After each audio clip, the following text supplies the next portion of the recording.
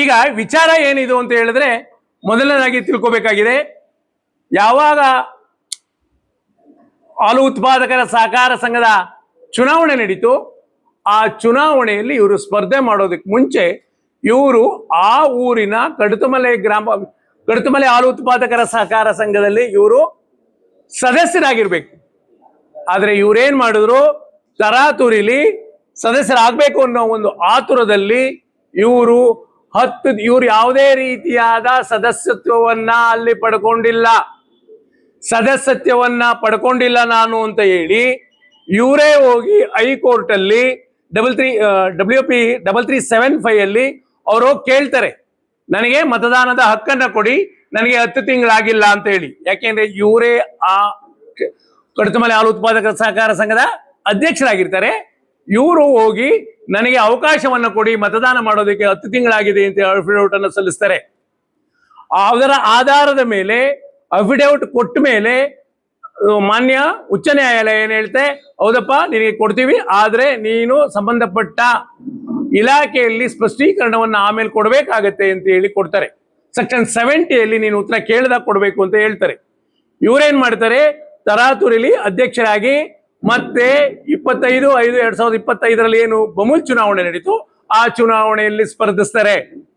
ಆದ್ರೆ ಅದರಲ್ಲಿ ಏನೇನು ಇರಬೇಕು, ಅದರ ವಿಚಾರಗಳೇನು, ಎಷ್ಟು ಅವರ ಮಾನದಂಡಗಳಿರಬೇಕು, ಅಲ್ಲಿನ ಸ್ಥಳೀಯವಾಗಿ ಅಲ್ಲಿ ಸ್ಥಳೀಯವಾಗಿ ಹಾಲು ಉತ್ಪಾದಕರ ಸಹಕಾರ ಸಂಘದಲ್ಲಿ ನಿರ್ದೇಶಕರಾಗಬೇಕಾದ್ರೆ ಏನೇನು ಮಾನದಂಡಗಳೇನಿರಬೇಕು ಅಂತ ಒಂದು ಮಾನದಂಡ ಇದೆ. ಆದ್ರೆ ಆ ಮಾನದಂಡಗಳಲ್ಲಿ 5 ಮಾನದಂಡಗಳನ್ನು ಅವರು ವೈಲೇಟ್ ಮಾಡಿದ್ದಾರೆ. ಅದನ್ನು ಯಾರ ಗಮನಕ್ಕೂ ತರದೆ ನೇರವಾಗಿ ಎಲ್ಲದನ್ನು ಕೂಡ ತಪ್ಪು ಮಾಡಿದ್ದಾರೆ. ಮೊದಲನೇದಾಗಿ ಅವರು ಆ ಒಂದು ಸೊಸೈಟಿಲಿ ನಿರ್ದೇಶಕರಾಗಬೇಕಾದ್ರೆ ಮಿನಿಮಮ್ 12 ತಿಂಗಳು ಹಾಲು ಹಾಕಿದ ನಂತರ ಅವರು ಸದಸ್ಯತ್ವವನ್ನು ಪಡ್ಕೋಬೇಕು. ಆದರೆ ಅವರೇನ್ ಮಾಡ್ತಾರೆ, 3/4/24 ನಾನು ಸದಸ್ಯತ್ವವನ್ನ ಪಡೆದುಕೊಂಡಿದ್ದೇನೆ, ಸದಸ್ಯತ್ವವನ್ನ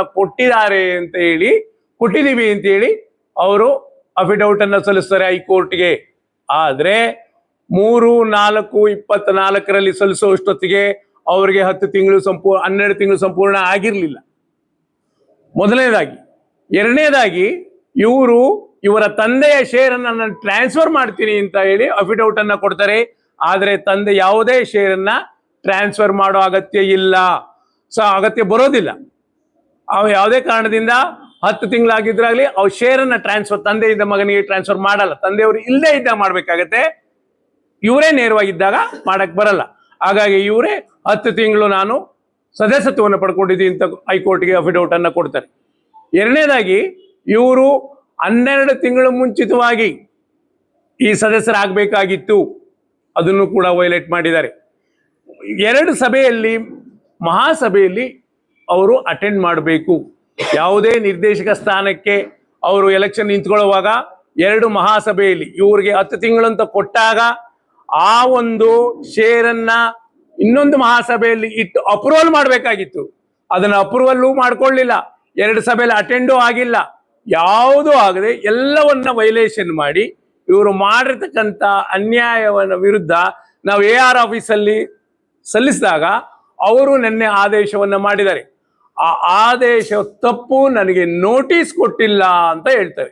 ಅಂದ್ರೆ ಇವರು ನೋಟಿಸ್ ಅನ್ನ ಕೊಟ್ಟಿಲ್ಲ, ನಾವು ಕೇಸ್ ಮಾಡಿದ ಮೇಲೆ ಕೇಸನ್ನ ನಡೆಸಬಾರದು ಅಂತೇಳಿ AR ಆಫೀಸಲ್ಲಿ ಕೇಸನ್ನ ನಡೆಸಬಾರದು ಅಂತೇಳಿ ಹೈಕೋರ್ಟ್ಗೆ ಹೋಗಿ ಇವರು ಸ್ಟೇ ತರ್ತಾರೆ.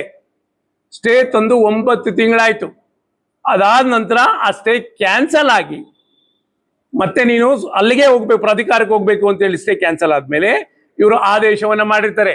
ಇವ್ರೇನ್ ಹೇಳ್ತಾರೆ, ಇವರು ಅತ್ತಿಗೆಯವರು ತಗೊಂಡಂತ ನೋಟಿಸ್ ನನಗೆ ಬಂದಿಲ್ಲ, ನನಗೆ ನೋಟಿಸ್ ಕೊಟ್ಟಿಲ್ಲ ನೀವು ಅಂತೇಳಿ ಹೈಕೋರ್ಟ್ ಅಲ್ಲಿ ಮತ್ತೆ ಅವರು ಆದೇಶದ ಪ್ರತಿಯಿಂದ ಅಪೀಲ್ ಮಾಡ್ತಾರೆ.